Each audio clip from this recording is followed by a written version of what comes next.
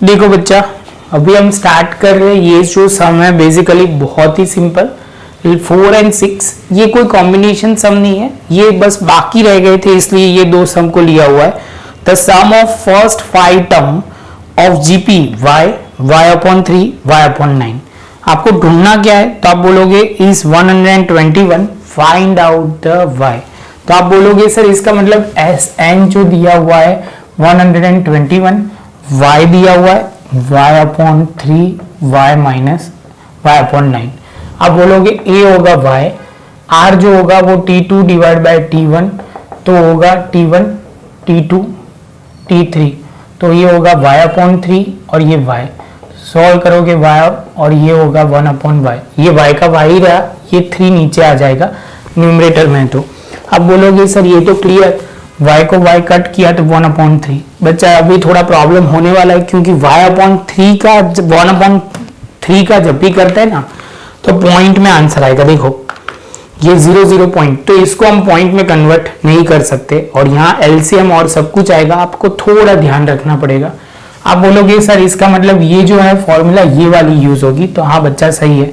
तो यहाँ पे 1 r raise to n 1 minus r, शांति से समझना तो क्लियर हो जाएगा। 121 a की जगह तो a ही रखेंगे, 1 माइनस r आप बोलोगे सर 1/3 और यहाँ n कर देंगे और यहाँ 1 आप बोलोगे सर ये 3 हो जाएगा, तो ये क्लियर हो जाएगा। यहाँ तक क्लियर।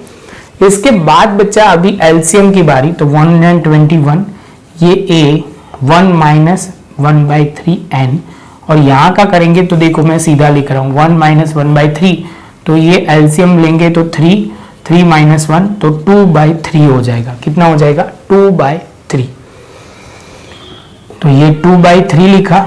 अभी देखो बच्चा इसको मैं और एक ही स्टेप में क्लियर करता हूँ। ये ऊपर जाएगा तो ये हो जाएगा, यहाँ पे डिनोमिनेटर में है तो न्यूमरेटर में जाएगा, तो 3/2 और ये देखो इज इक्वल टू के ये बाजू है। लिखता हूँ, चलो बच्चा आपके लिए वो भी पॉइंट लिखता हूँ। यहाँ लिख दो 121, यहाँ लिखा इज इक्वल टू 3/2, क्योंकि अपॉन में है तो वो ऊपर जाएगा और बाकी का सब कुछ एज इट इज लिख दिया। क्लियर है?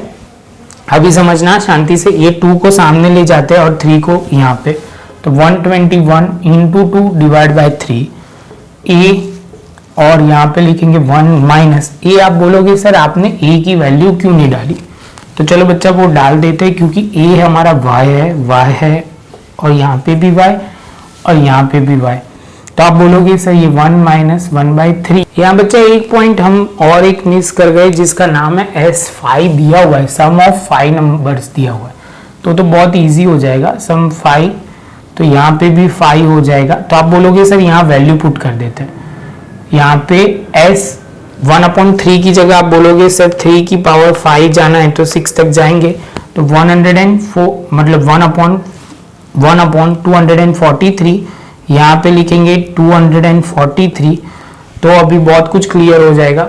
यहाँ पे हम लिखेंगे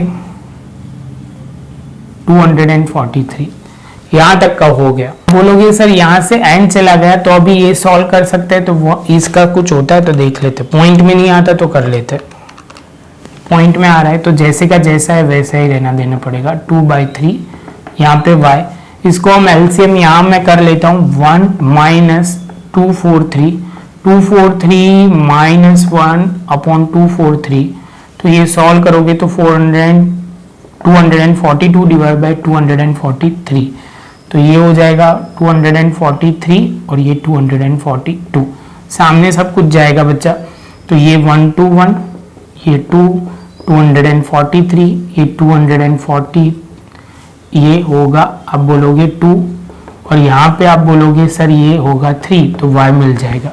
अभी बच्चा सॉल्व करना शुरू करते हैं। देखो बच्चा इसको आप सॉल्व करोगे तो 81 आ जाएगा y। बस बच्चा एक ध्यान रखना, मैंने जो पॉइंट थोड़ा देर से किया है वो 5 की पावर, बस वो ध्यान से करोगे तो कोई प्रॉब्लम नहीं आएगा।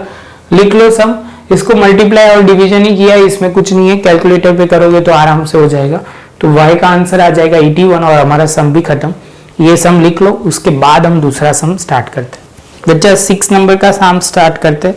6 में दिया हुआ है for geometric progression ratio of sum of 5th and 3rd term is to be different difference of a fifth and third term is 5:3।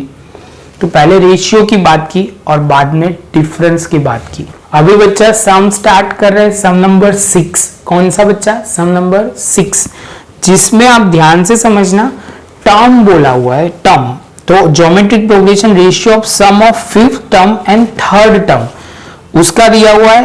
And आप बोलोगे सर आगे चलते हैं the difference of fifth term and third term. तो आप term बोलते हो, term मतलब आप बोलोगे T5 और ये T3। इसकी जगह मैं लिख सकता हूं, देखो बच्चा अभी मान के चल रहा हूं ये फॉर्मूला क्लियर है, लेकिन तो भी लिख रहा हूं जिससे आपको कोई कंफ्यूजन ना हो। तो आप बोलोगे सर A इंटू आर की पावर 4, तो यहां पे आप बोलोगे सर इसमें होगा A इंटू आर स्क्वायर। अभी टर्म जो बोला हुआ है सम, पहले तो दोनों का सम मतलब T5 प्लस T3 और T5 माइनस T3 डिफरेंस था, और रेशियो भी दिया हुआ है 5:3। तो बस बच्चा ये जो है वही हमें वैल्यू पुट करना है, फटाफट करके सॉल्व कर देते हैं।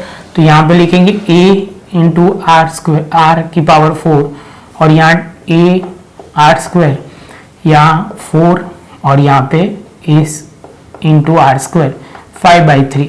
जैसे ये पॉइंट कंप्लीट होता है आप बोलोगे सर इससे आगे ले जाते, पहले तो A को कॉमन निकाल दिया दोनों में से। दूसरा आप बोलोगे सर स्क्वायर निकाल सकते हो, तो यहाँ पे आप बोलोगे सर ये जो है वो आर स्क्वायर होगा, यहाँ पे बोलोगे +1, यहाँ पे आप बोलोगे आर स्क्वायर, यहाँ पे आर स्क्वायर तो रहेगा, मतलब आर स्क्वायर तो रहेगा ही, इसमें आप बोलोगे सर यहाँ पे जो होगा वो -1 होके 5/3 होगा। ये कट बच्चा इसमें हम कुछ नहीं कर सकते, तो आप बोलोगे सर क्रॉस मल्टीप्लीकेशन स्टार्ट करते हैं, यहाँ पे 3 मल्टीप्लाई में चला जाएगा और ये टर्म यहाँ सामने चली जाएगी 5r² -1। इसको मल्टीप्लाई करोगे 3r² + 3, यहाँ पे 4r² -5। अब बोलोगे सर अभी थोड़ा और प्रॉपर करते हैं, तो 5r² - 3r², और यहाँ पे आप बोलोगे 3 + 5, क्योंकि ये दूसरी साइड जाएगा तो प्लस हो जाएगा। यहाँ पे आप बोलोगे 2r², यहाँ पे 8, तो आप बोलोगे सर ये 8 है, डिवाइड बाय 2 करोगे तो 4 हो जाएगा, तो r² करोगे तो प्लस एंड -2 हो जाएगा, क्योंकि इसको अंडर रूट लोगे तो प्लस और -2 हो सकते हैं। हमारे सब में रेशियो ही पूछा था तो वो हमने कर लिया। बच्चा आपको समझ में आ गया होगा, इसमें कुछ ज़्यादा कोई लॉजिक डिफिकल्ट टास्क नहीं है, आराम से क्लियर हो जाएगा।